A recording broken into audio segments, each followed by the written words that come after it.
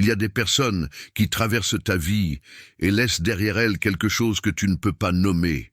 Ce n'est pas une blessure visible, ce n'est pas un conflit ouvert, c'est quelque chose de plus subtil, de plus insidieux. C'est une sensation dans ton corps, un malaise qui s'installe progressivement comme une ombre qui grandit sans que tu puisses identifier sa source. Tu te retrouves à douter de toi-même, à questionner ta propre perception, à te demander si ce que tu ressens est réel ou simplement le produit de ton imagination. Mais voici ce que Jung a découvert et ce que les neurosciences modernes confirment aujourd'hui. Ton inconscient détecte des dangers que ta conscience refuse encore de voir. Ton système nerveux capte des signaux que ton esprit rationnel ne peut pas encore interpréter. Cette inquiétude viscérale que tu ressens en présence de certaines personnes n'est pas de la paranoïa. C'est une forme de sagesse primitive qui te protège. C'est ton âme qui reconnaît un prédateur émotionnel avant même que ton intellect puisse formuler cette réalité. Et ce qui rend ces personnes véritablement dangereuses, ce n'est pas leur violence ouverte, c'est précisément leur capacité à contourner tes défenses conscientes, à s'infiltrer dans ta psyché sans déclencher d'alarme immédiate. Elles ont développé, consciemment ou inconsciemment, l'art de la manipulation invisible. Ce que tu vas découvrir dans les prochaines minutes va transformer radicalement la façon dont tu perçois certaines relations dans ta vie. Jung parlait de la sombra, cette partie obscure de la psyché humaine que nous refusons de regarder en face. Mais il y a des individus dont toute la personnalité est construite autour de cette ombre non intégrée. Des êtres qui fonctionnent selon des mécanismes psychologiques profondément perturbants. Freud les aurait identifiés comme des personnalités à la structure narcissique pathologique. Adler aurait reconnu en eux un complexe d'infériorité si profond qu'il se transforme en besoin compulsif de dominer autrui.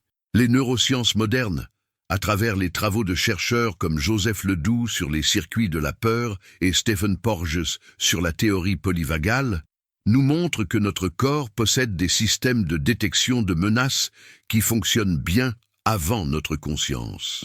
Ces personnes émotionnellement dangereuses déclenchent en toi des réponses physiologiques subtiles, une légère accélération du rythme cardiaque, une tension musculaire imperceptible, un sentiment diffus d'hypervigilance. Ton système nerveux autonome bascule en mode défensif sans que tu comprennes pourquoi. Et c'est précisément cette confusion entre ce que tu ressens et ce que tu penses devoir ressentir qui te rend vulnérable. Ces individus excellent dans l'art de créer un décalage entre la réalité de leur toxicité et l'image rassurante qu'ils projettent. La promesse que je te fais aujourd'hui est celle-ci. Tu vas apprendre à identifier ces signaux que ton inconscient t'envoie déjà. Tu vas comprendre les mécanismes psychologiques qui rendent ces personnes si difficiles à détecter et surtout, tu vas te libérer de la culpabilité que tu ressens peut-être en reconnaissant ces patterns chez quelqu'un de proche. Car voici une vérité que la psychologie profonde a toujours su. Protéger ton énergie vitale et ton intégrité psychique n'est pas de l'égoïsme, c'est de la survie. Viktor Frankl, qui a survécu au camp de concentration, disait que la dernière liberté de l'être humain est celle de choisir son attitude face aux circonstances. Mais cette liberté n'existe que si tu reconnais d'abord les circonstances pour ce qu'elles sont vraiment. Tu ne peux pas te protéger d'un danger que tu refuses de voir. Jung insistait sur le fait que l'individuation, ce processus de devenir pleinement soi-même, exige d'abord que tu reconnaisses la sombra, non seulement en toi, mais aussi chez les autres. Ces 7 signes que nous allons explorer ensemble sont des portes vers une conscience plus profonde, des clés pour déchiffrer un langage que ton corps parle déjà, mais que ton esprit n'a pas encore appris à traduire. Antonio Damasio, dans ses recherches sur les émotions et la conscience, a démontré que nos décisions les plus importantes sont guidées par ce qu'il appelle les marqueurs somatiques, ces sensations corporelles qui encodent notre expérience émotionnelle passée. Quand tu ressens ce malaise inexplicable, ce n'est pas du hasard, c'est ton histoire émotionnelle qui te met en garde. As-tu déjà ressenti cette sensation étrange, presque indéfinissable, en présence de quelqu'un? Ce n'est pas quelque chose que tu peux pointer du doigt, ce n'est pas un comportement spécifique que tu pourrais décrire clairement à un ami. C'est plutôt comme une vibration dans l'air qui devient soudainement lourde, comme si l'espace entre toi et cette personne était chargé d'une tension invisible. Tu te retrouves à ajuster inconsciemment ta posture, à surveiller tes mots plus attentivement que d'habitude, à sentir une vigilance s'installer en toi sans raison apparente. Ton corps se contracte légèrement, ta respiration devient plus superficielle, et quelque chose au fond de toi te dit que tu dois faire attention, même si tu ne sais pas exactement à quoi. Ce que tu expérimentes là, c'est ce que Stephen Porges appelle la neuroception, cette capacité de ton système nerveux à évaluer le danger ou la sécurité avant même que ta conscience intervienne. La vraie menace n'est pas toujours celle qui crie ou qui frappe, c'est souvent celle qui sourit tout en créant un champ énergétique perturbant. C'est la personne qui dit les bonnes choses, mais dont la présence te met mal à l'aise, d'une façon que tu ne peux pas expliquer. Jung aurait dit que tu détectes inconsciemment la projection de leur son bras non intégré, cette masse de contenu psychique refoulé qui émet une sorte de radiation toxique perceptible uniquement au niveau intuitif. Freud parlait du concept de l'inquiétante étrangeté, ce sentiment troublant face à quelque chose de familier qui semble en même temps profondément étranger. C'est exactement ce que tu expérimentes avec ces individus. Ils utilisent tous les codes sociaux corrects, ils connaissent les règles de l'interaction humaine, mais il manque quelque chose d'essentiel, l'authenticité organique, la connexion émotionnelle réelle, la réciprocité authentique. Matthew Lieberman, dans ses travaux sur les neurosciences sociales, a montré que notre cerveau possède des réseaux spécialisés pour comprendre les états mentaux des autres, pour détecter l'intention et l'authenticité.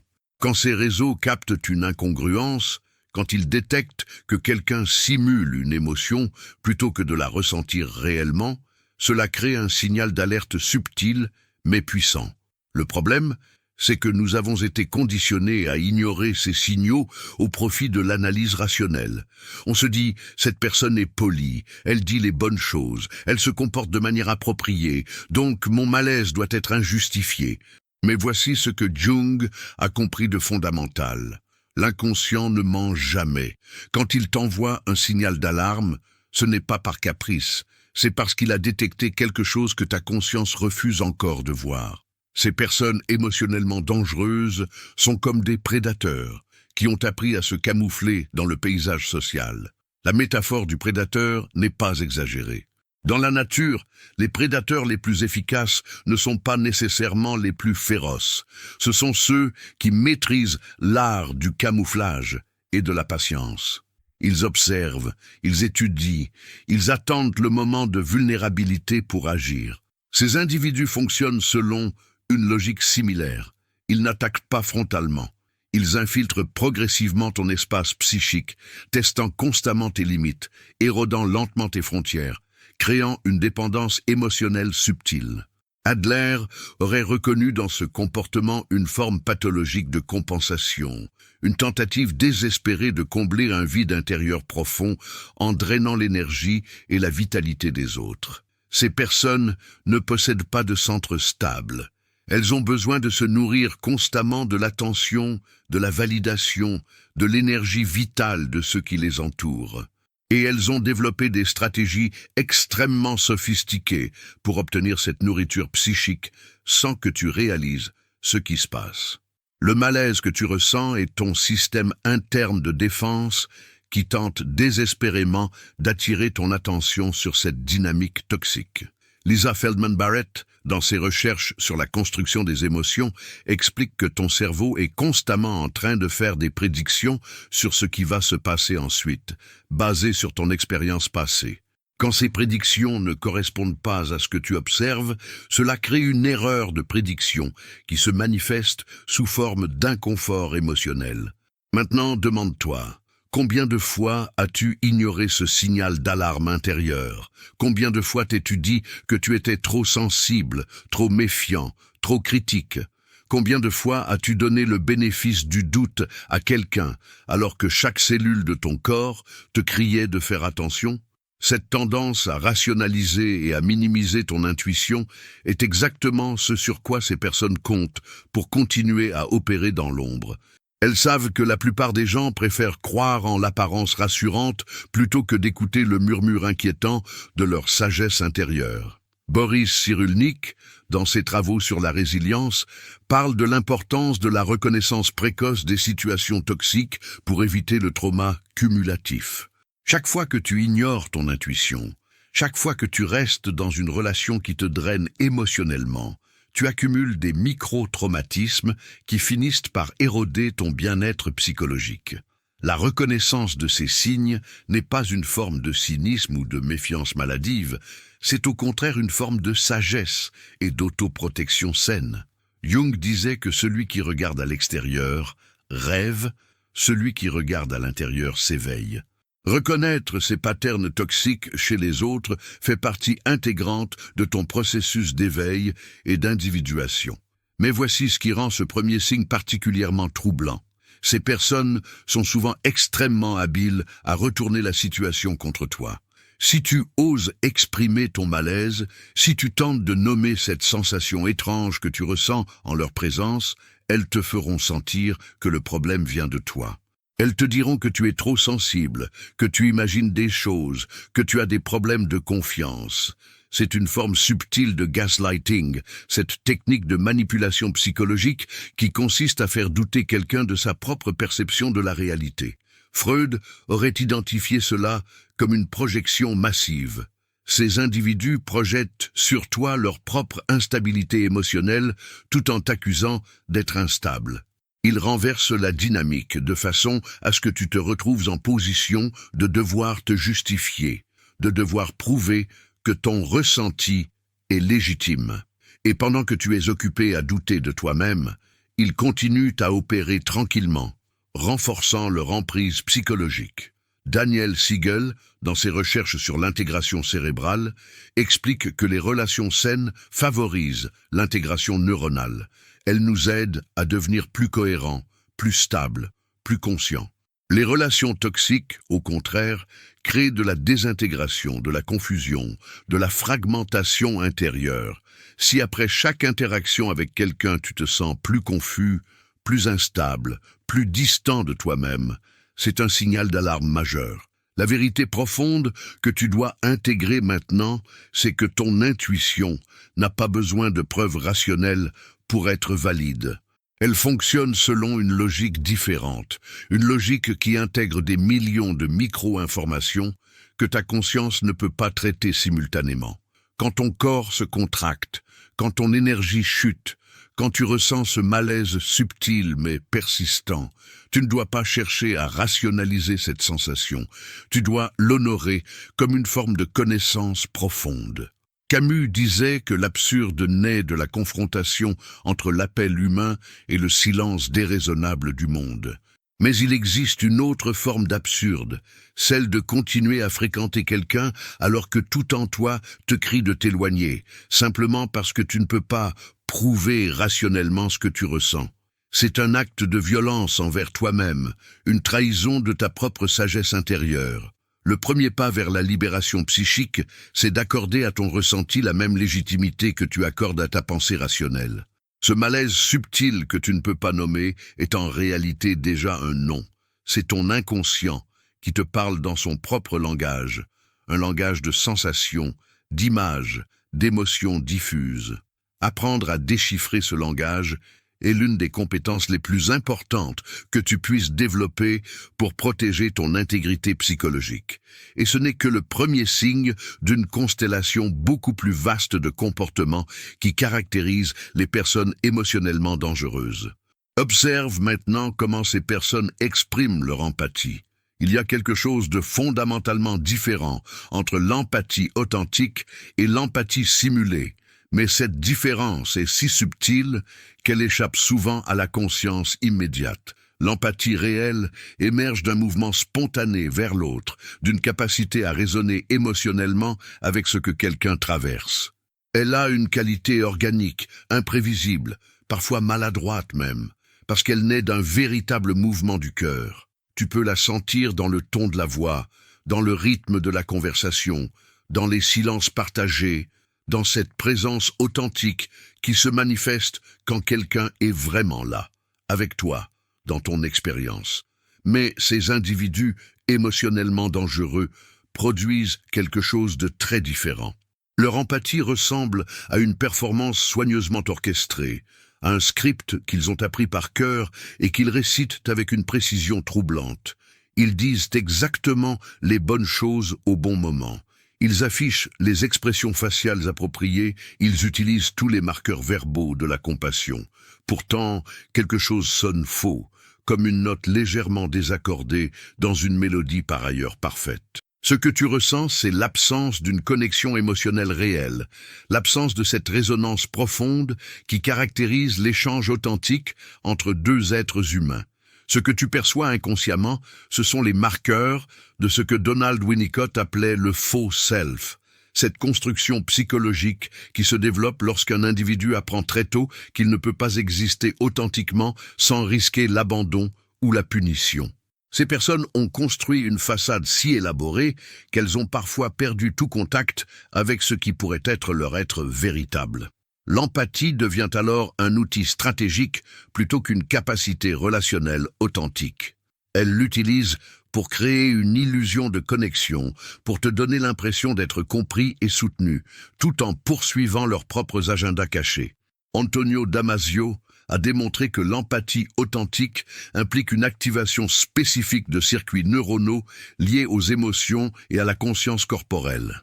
Quand quelqu'un ressent véritablement de l'empathie, son système nerveux résonne avec le tien, créant une forme de synchronisation physiologique, mais ces individus ont développé la capacité de simuler les signes extérieurs de l'empathie sans que cette résonance profonde se produise réellement. C'est comme un acteur qui joue une scène d'émotion intense, techniquement impeccable, mais énergétiquement vide. Tu captes cette vacuité à un niveau préconscient, et c'est ce qui crée ce sentiment persistant que quelque chose ne va pas, même si tu ne peux pas mettre le doigt dessus. Freud parlait des mécanismes de défense narcissiques, ces stratégies psychologiques que certains individus développent pour protéger un ego extrêmement fragile. L'empathie performée fait partie de ces mécanismes. Elle sert à créer une image positive de soi, à maintenir l'illusion d'être quelqu'un de bon, de sensible, de profondément humain. Mais cette image est précisément cela, une image, une projection, une construction qui ne repose sur aucune substance réelle. Ces personnes ont souvent appris très tôt dans leur développement que l'authenticité émotionnelle était dangereuse, qu'elle les exposait à la blessure ou au rejet. Alors, elles ont construit cette armure sophistiquée, ce personnage parfaitement calibré pour obtenir l'approbation et l'admiration des autres. Le problème, c'est qu'à force de porter ce masque, elles ont fini par se perdre elles-mêmes. Elles ne savent plus qui elles sont vraiment sous cette façade, et toute menace de dévoilement, toute situation qui risque de révéler le vide intérieur, déclenche en elles une anxiété profonde et des mécanismes de défense violents. L'empathie simulée est donc une stratégie de survie psychologique pour elles, mais elle crée des relations profondément toxiques pour ceux qui les entourent. Tu te retrouves dans une situation où tu reçois tous les signes extérieurs de compréhension et de soutien, mais où tu ne te sens jamais vraiment vu, vraiment reconnu dans ta vérité profonde. Matthew Lieberman a montré que notre cerveau possède ce qu'il appelle un cerveau social, un ensemble de régions neuronales spécialisées dans la compréhension des états mentaux des autres. Ce système est extrêmement sensible aux indices de sincérité et d'authenticité. Quand quelqu'un simule une émotion, il y a toujours des micro-expressions faciales, des incohérences dans le langage corporel, des décalages temporels entre les différents canaux de communication qui trahissent cette simulation. Ton cerveau social capte ces incohérences, même si tu n'en es pas consciemment conscient, et cela génère ce sentiment diffus d'inconfort, cette impression que quelque chose ne colle pas. Ces personnes émotionnellement dangereuses sont devenues expertes dans l'art de la manipulation des apparences, mais elles ne peuvent pas tromper complètement les systèmes de détection sophistiqués que l'évolution a développés en nous pour naviguer dans le monde social complexe. Le problème, c'est que nous avons appris à faire taire ces systèmes, à privilégier l'analyse rationnelle sur la perception intuitive. On se dit, cette personne dit les bonnes choses, elle se comporte de manière appropriée, donc mon impression négative doit être injustifiée. Mais cette impression n'est pas injustifiée. Elle est au contraire le résultat d'une analyse extrêmement sophistiquée que ton cerveau social effectue en arrière-plan, intégrant des milliers de micro-informations que ta conscience ne peut pas traiter explicitement. Adler aurait identifié dans cette empathie performée une forme de compensation pathologique. Ces individus ont souvent développé un complexe d'infériorité si profond qu'ils ont besoin de se prouver constamment qu'ils sont supérieurs, spéciaux, exceptionnellement empathiques et compréhensifs. L'empathie devient alors un territoire de compétition plutôt qu'un espace de connexion authentique. Ils veulent être vus comme les plus empathiques, les plus compréhensifs, les meilleurs amis ou partenaires possibles. Mais cette quête est alimentée par le besoin de validation narcissique plutôt que par un véritable intérêt pour ton bien-être. Tu deviens un objet qui leur permet de maintenir leur image grandiose d'eux-mêmes, plutôt qu'un sujet avec lequel ils entrent en relation authentique. Cette dynamique crée une forme subtile d'objectification. Tu n'existes que dans la mesure où tu alimentes leur narcissisme, où tu valides leur image d'eux-mêmes comme personnes extraordinairement sensibles et compréhensives. Lisa Feldman Barrett explique que les émotions ne sont pas des réactions automatiques, mais des constructions que notre cerveau élabore en fonction du contexte et de nos prédictions. Ces individus ont appris à construire les signes extérieurs des émotions empathiques sans que la base neurophysiologique de l'empathie réelle soit activée. C'est une performance cognitive remarquable en un sens, mais c'est aussi profondément troublant quand tu réalises que tu as été en relation avec quelqu'un qui ne t'a jamais vraiment ressenti, qui n'a jamais vraiment résonné avec ton expérience émotionnelle. Le plus déstabilisant dans tout cela, c'est que ces personnes sont souvent convaincues elles-mêmes de leur propre empathie. Elles ont tellement investi dans la construction de ce faux self empathique qu'elles ont perdu tout contact avec la distinction entre performance et authenticité. Si tu leur fais remarquer que leur empathie semble artificielle, elles seront profondément blessées et offensées. Elles te feront sentir que tu es injuste, cruel même, de mettre en doute leur sincérité. C'est une situation psychologique extrêmement complexe, parce que tu te retrouves face à quelqu'un qui croit authentiquement en son propre mensonge. Jung parlait de la persona, ce masque social que nous portons tous dans certains contextes. Mais chez la plupart des gens, il existe une conscience de la distinction entre la persona et le self authentique, une capacité à enlever le masque dans l'intimité, à révéler qui on est vraiment. Ces individus émotionnellement dangereux ont fusionné avec leur persona au point qu'ils ne savent plus où se trouve leur véritable self.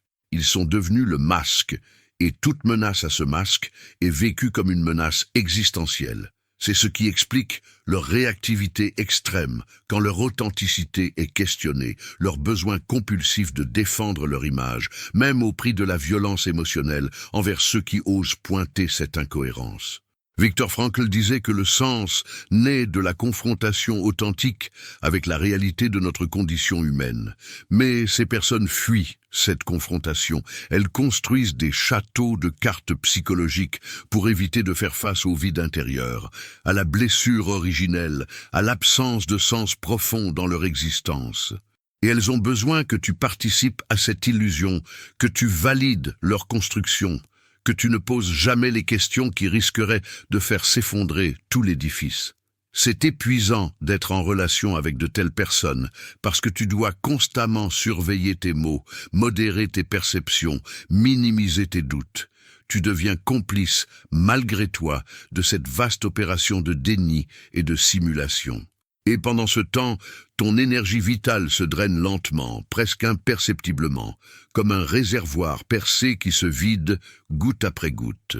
Cette empathie performée n'est pas seulement inefficace, elle est activement toxique parce qu'elle crée l'illusion de connexion tout en approfondissant en réalité ton isolement. Tu te retrouves à partager des choses intimes avec quelqu'un qui semble comprendre, qui dit toutes les bonnes choses, mais au final, tu te sens encore plus seul qu'avant parce qu'il n'y a eu aucune véritable rencontre, aucun véritable échange d'âme à âme. C'est une forme de solitude particulièrement cruelle, celle d'être incompris précisément par quelqu'un qui prétend te comprendre parfaitement. Maintenant, observe un troisième pattern qui caractérise ces individus émotionnellement dangereux, et celui-ci est peut-être le plus insidieux de tous. Ils testent constamment tes limites, mais ils le font d'une manière si subtile, si progressive, que tu ne réalises pas ce qui se passe avant qu'il ne soit trop tard. Cela commence par de petites choses, des transgressions si mineures qu'il te semble disproportionné de les relever. Peut-être qu'ils arrivent systématiquement 15 minutes en retard à vos rendez-vous, ou qu'ils empruntent de petites choses sans demander, ou qu'ils font des commentaires légèrement intrusifs sur ta vie personnelle. Chacune de ces infractions, prises isolément, semble insignifiante, presque ridicule à mentionner. Mais ce que tu ne vois pas encore, c'est que ces petites transgressions sont en réalité des tests délibérés, conscients ou inconscients, pour voir jusqu'où ils peuvent aller, pour mesurer ta capacité à défendre tes frontières psychologiques.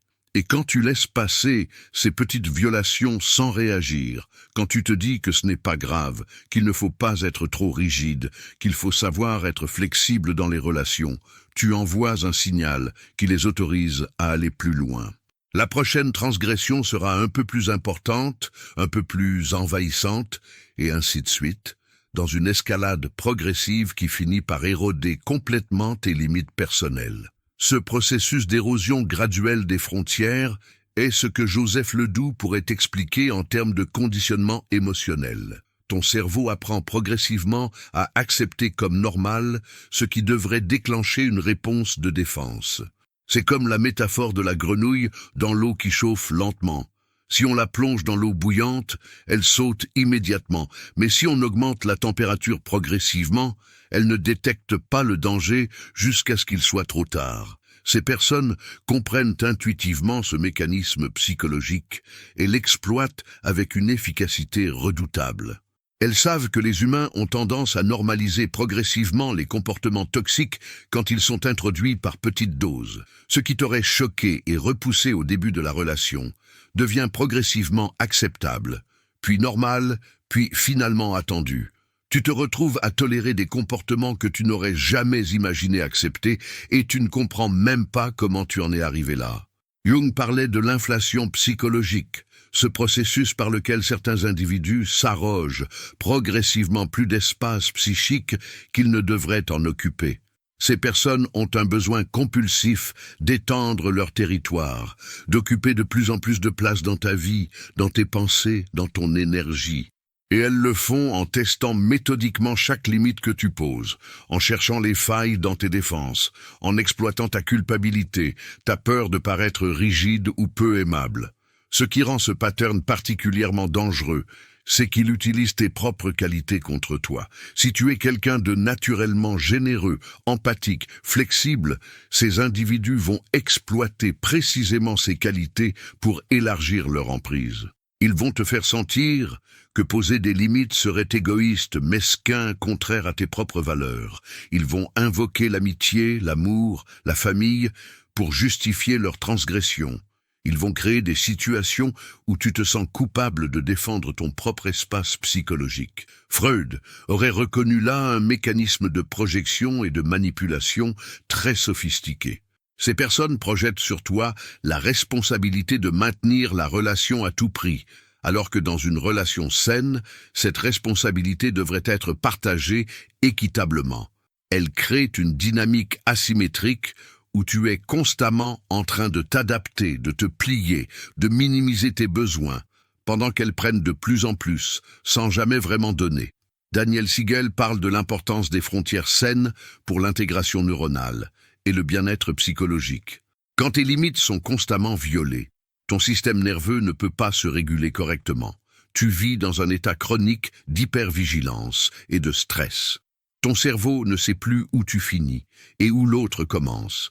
et cette confusion des frontières crée une forme de désintégration psychologique progressive. Adler aurait vu dans ce comportement une manifestation de la lutte pour la supériorité poussée à l'extrême. Ces individus ont besoin de dominer, de contrôler, de se sentir au-dessus des règles qui s'appliquent aux autres. Tester tes limites et les dépasser avec succès leur donne un sentiment de pouvoir, une confirmation de leur supériorité imaginée. C'est une forme de vampirisme psychologique où ils se nourrissent de ta compliance, de ta capacité à t'effacer pour leur faire de la place. Et plus tu cèdes, plus ils ont besoin de pousser encore, dans une spirale sans fin qui ne peut aboutir qu'à ta propre disparition psychologique. Boris Cyrulnik, dans ses travaux sur le trauma et la résilience, montre comment les transgressions répétées des limites personnelles créent un trauma relationnel cumulatif. Chaque petite violation est peut-être supportable isolément, mais l'accumulation finit par créer une blessure profonde qui affecte ta capacité à faire confiance, à te sentir en sécurité dans les relations, à croire en ta propre valeur. Ces personnes émotionnellement dangereuses ne te blessent pas d'un seul coup violent. Elles t'érodent lentement, patiemment, systématiquement, jusqu'à ce que tu ne reconnaisses plus qui tu es devenu. Le plus troublant, c'est qu'elles nient souvent complètement le pattern quand tu essaies de le nommer. Elles te diront que tu exagères, que tu es trop sensible, que tu interprètes mal leurs intentions. Elles vont minimiser chaque transgression individuelle, en la sortant du contexte plus large, en te faisant sentir ridicule de te plaindre de si petites choses. Elles vont retourner la situation pour te faire apparaître comme le problème. Tu es trop rigide, trop contrôlant, pas assez généreux, pas assez flexible. C'est une forme de gaslighting qui vise précisément à te faire douter de ta propre perception de la réalité. Tu commences à te demander si tu n'es pas effectivement le problème, si tu n'es pas en train de créer des difficultés là où il n'y en a pas. Et pendant que tu es occupé à douter de toi-même, pendant que tu essaies de te rendre encore plus accommodant, encore plus flexible, la transgression continue et s'intensifie. Lisa Feldman. Barrett explique que notre cerveau construit constamment des prédictions sur le comportement des autres basées sur l'expérience passée. Quand quelqu'un viole répétitivement tes limites, ton cerveau apprend à prédire que tes limites ne seront pas respectées. Et cette prédiction devient une prophétie autoréalisatrice qui érode encore plus ta capacité à te défendre. Richard Davidson a montré que le cerveau possède une capacité remarquable de neuroplasticité. Mais cette plasticité peut aller dans les deux sens.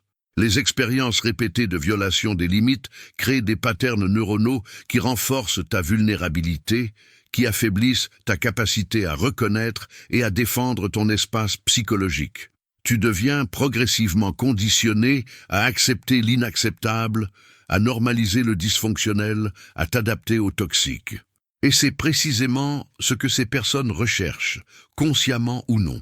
Une version de toi qui ne pose plus de limites, qui ne questionne plus leur comportement, qui accepte tout sans résistance. Camus parlait de la révolte comme fondement de la dignité humaine, cette capacité à dire non face à l'absurde et à l'injustice. Mais ces individus travaillent systématiquement à éroder en toi cette capacité de révolte, à te rendre docile, malléable, incapable de défendre ton propre territoire psychologique. Viktor Frankl insistait sur le fait que la dernière liberté humaine est celle de choisir son attitude, mais cette liberté présuppose la conscience de ce qui se passe réellement. Si tu es dans le brouillard créé par la manipulation constante, si tu as été conditionné à douter de ta propre perception, comment peux-tu exercer cette liberté fondamentale? La vérité que tu dois intégrer maintenant, c'est que protéger tes limites n'est pas de l'égoïsme, c'est de la santé psychologique de base. Tes limites définissent qui tu es, où tu finis et où l'autre commence. Sans limites claires et respectées, il n'y a pas de relation authentique possible. Il y a seulement de la fusion toxique ou de la domination.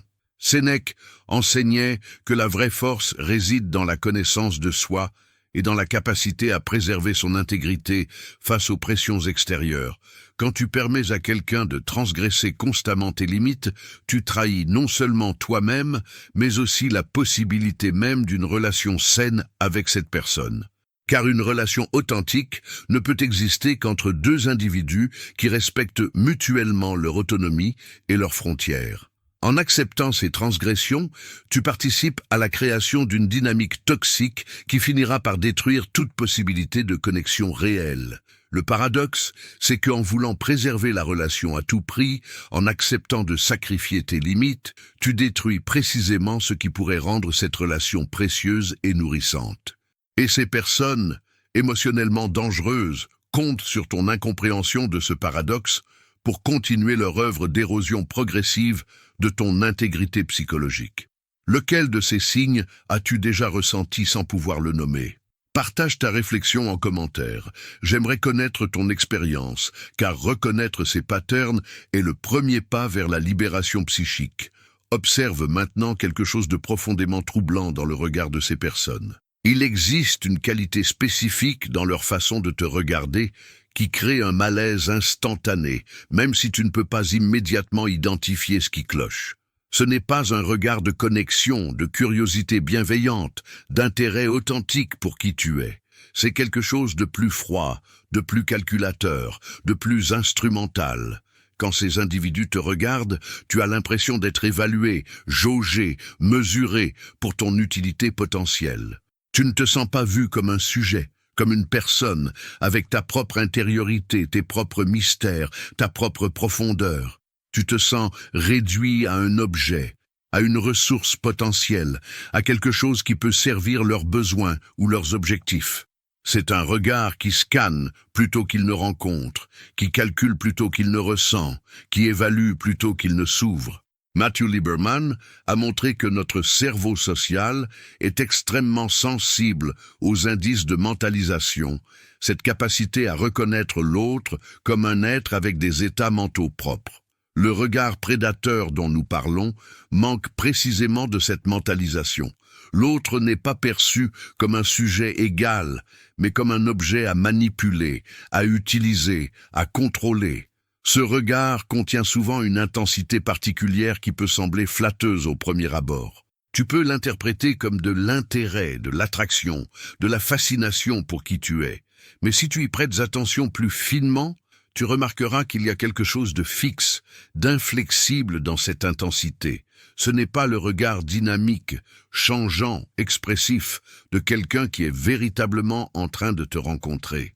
C'est un regard plus statique, plus contrôlé, presque comme si la personne portait un masque et te regardait à travers les trous de ce masque.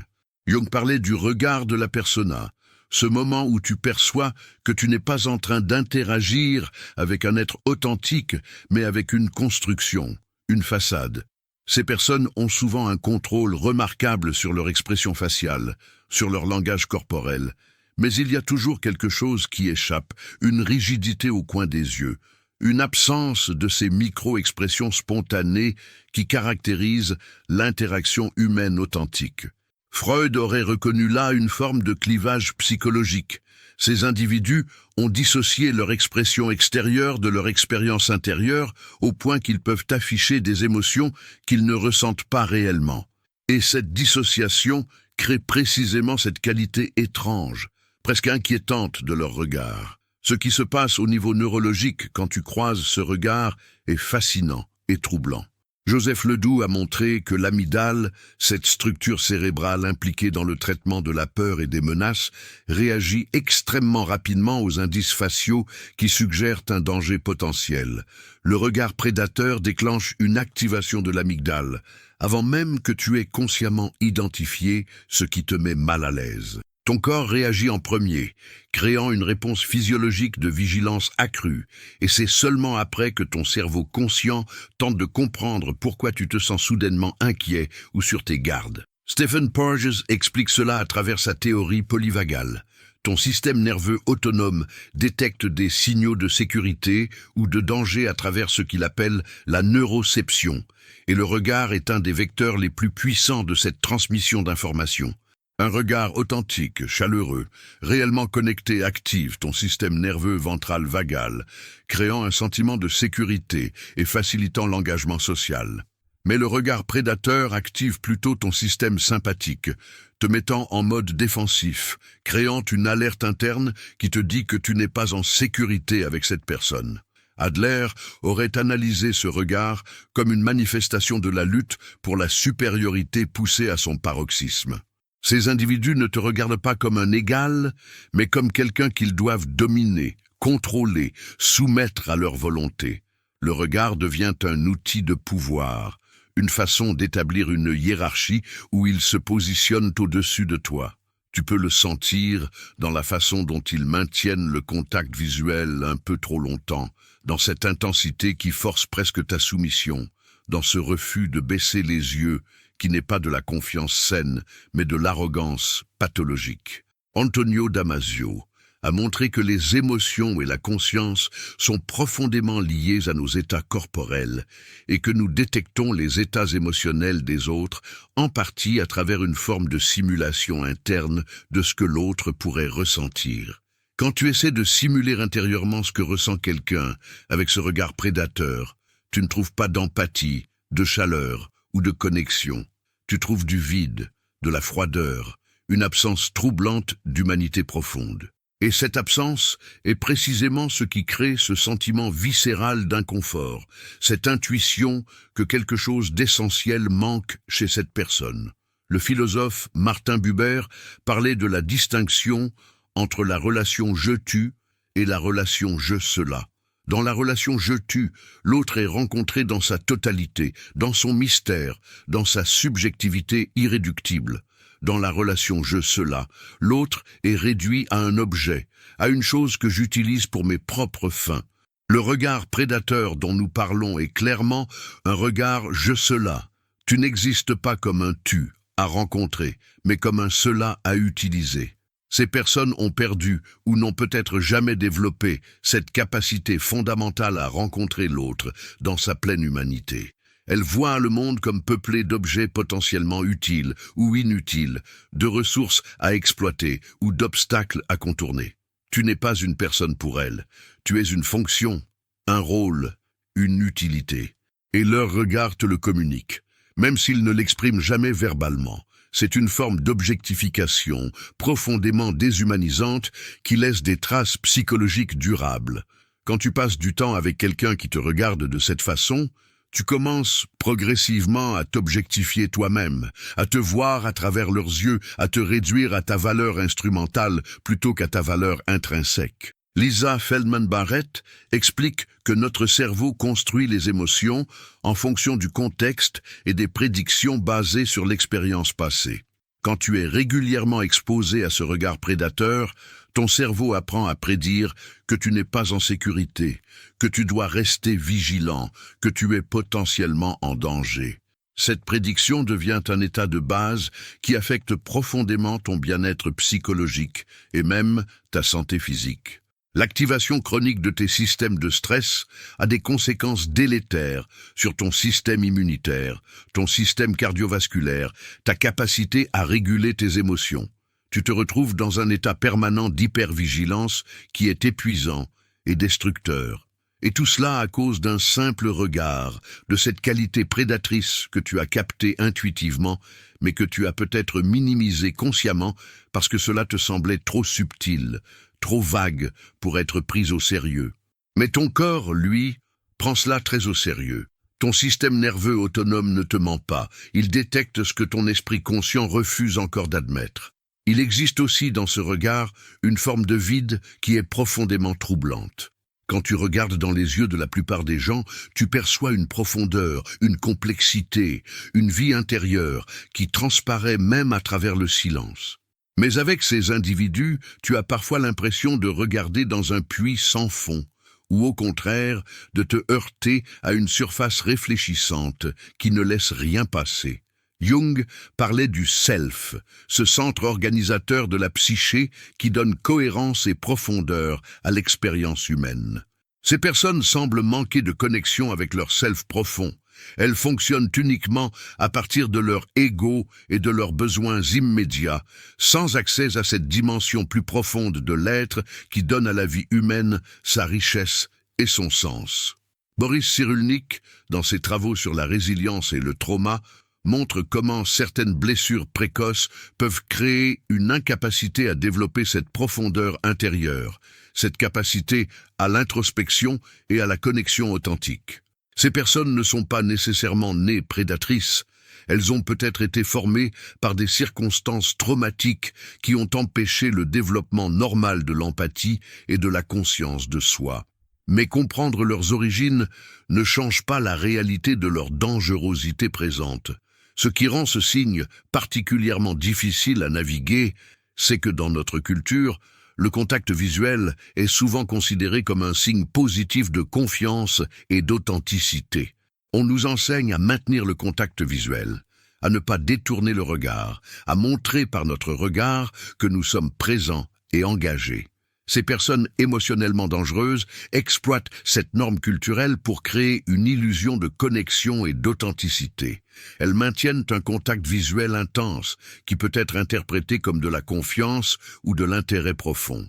Mais si tu affines ta capacité de perception, si tu te permets vraiment de ressentir ce qui se passe énergétiquement dans cet échange de regards, tu détecteras la différence entre l'intensité prédatrice et la présence authentique. Stanislas Dehaene, dans ses recherches sur la conscience, montre que la conscience humaine implique une forme de métacognition, une capacité à réfléchir sur ses propres états mentaux et à reconnaître les états mentaux des autres. Le regard prédateur révèle une absence de cette métacognition profonde.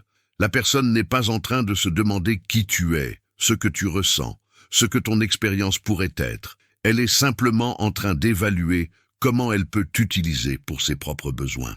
La libération commence quand tu te permets de faire confiance à ton ressenti viscéral face à ce regard. Quand tu ne te forces plus à rationaliser ton inconfort, à trouver des excuses pour cette personne, à minimiser ce que ton corps te dit clairement. Le regard prédateur est un signal d'alarme que tu ne peux pas te permettre d'ignorer. Il te dit que tu es en présence de quelqu'un qui ne te voit pas comme un être humain à part entière, qui ne respectera pas tes limites, qui n'aura pas de véritable empathie pour ta souffrance. Sénèque enseignait que la sagesse consiste à reconnaître la nature véritable des choses plutôt qu'à se laisser tromper par les apparences. Ce regard te révèle la nature véritable de la personne devant toi. Et ignorer cette révélation serait un acte de violence envers toi-même. Marco Aurelio parlait de l'importance de protéger son citadelle intérieure des influences destructrices. Reconnaître et nommer le regard prédateur est une forme essentielle de protection de cette citadelle, de préservation de ton intégrité psychologique face à ceux qui voudraient l'envahir et la détruire pour leur propre fin. Maintenant, observe un autre pattern qui caractérise ces individus émotionnellement dangereux, et celui-ci révèle quelque chose de fondamental sur la façon dont ils construisent et maintiennent leur pouvoir. Ils créent constamment ce qu'on appelle en psychologie des triangulations émotionnelles. Qu'est-ce que cela signifie concrètement? Au lieu d'avoir des relations bilatérales directes, claires et honnêtes avec les gens, ils font toujours intervenir une tierce personne, réelle ou imaginée, dans la dynamique relationnelle. Ils te parlent de ce que quelqu'un d'autre a dit à ton sujet. Ils comparent constamment différentes personnes entre elles. Ils créent de la compétition là où il ne devrait y avoir que de la coopération ou de l'amitié simple. Ils montent les gens les uns contre les autres de façon subtile, en semant des doutes, en partageant des informations partielles, en créant des malentendus qu'ils prétendent ensuite vouloir résoudre. Cette stratégie remplit plusieurs fonctions psychologiques pour eux. Elle maintient leur position centrale dans un réseau de relations. Elle crée une dépendance où les autres doivent passer par eux pour accéder à l'information ou résoudre les conflits. Et surtout, elle génère un niveau constant d'insécurité et d'anxiété chez ceux qui les entourent. Freud aurait reconnu dans ce comportement une manifestation sophistiquée de ce qu'il appelait les jeux psychologiques et les mécanismes de défense narcissiques. Ces personnes ne peuvent pas tolérer des relations directes, authentiques, où elles n'occupent pas une position de contrôle et de pouvoir. La triangulation leur permet de rester au centre, de manipuler les flux d'informations, de créer des alliances et des divisions selon leurs besoins du moment. C'est une forme de machiavélisme relationnel qui révèle une profonde incapacité à la connexion authentique et une dépendance pathologique au pouvoir et au contrôle. Adler aurait vu là une manifestation extrême du complexe d'infériorité compensé par des stratégies de domination sociale. Ces individus se sentent profondément inadéquats, profondément vides à l'intérieur, et ils tentent de combler ce vide en créant un réseau complexe de relations où ils occupent une position indispensable. Ils ont besoin de se sentir nécessaires, centraux, irremplaçables, et la triangulation est un des outils les plus efficaces pour créer cette dépendance artificielle. Lisa Feldman-Barrett explique que nos émotions sont construites en partie à partir du contexte social dans lequel nous nous trouvons. Ces personnes manipulent activement ce contexte social pour générer les émotions qui servent leurs intérêts. Jalousie, insécurité, compétition, gratitude envers eux pour leur rôle supposé de médiateur.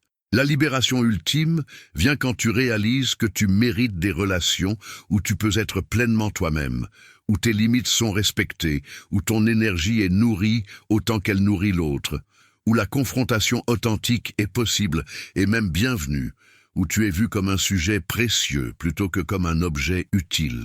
Ces relations existent, elles sont possibles, mais tu dois d'abord créer l'espace nécessaire pour qu'elles entrent dans ta vie.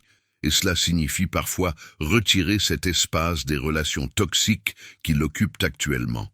Le vide, créé par le départ de personnes émotionnellement dangereuses, peut sembler effrayant au début, mais c'est un vide fertile, un espace de possibilités, un terrain où de nouvelles relations plus saines peuvent prendre racine et s'épanouir. Fais confiance au processus, fais confiance à ta sagesse intérieure, fais confiance à cette voix qui te murmure depuis si longtemps que quelque chose n'allait pas. Tu avais raison depuis le début, ton inconscient savait, ton corps savait, ton âme savait. Il était temps que ta conscience rattrape cette connaissance profonde et agisse en conséquence pour protéger ce qui est précieux en toi.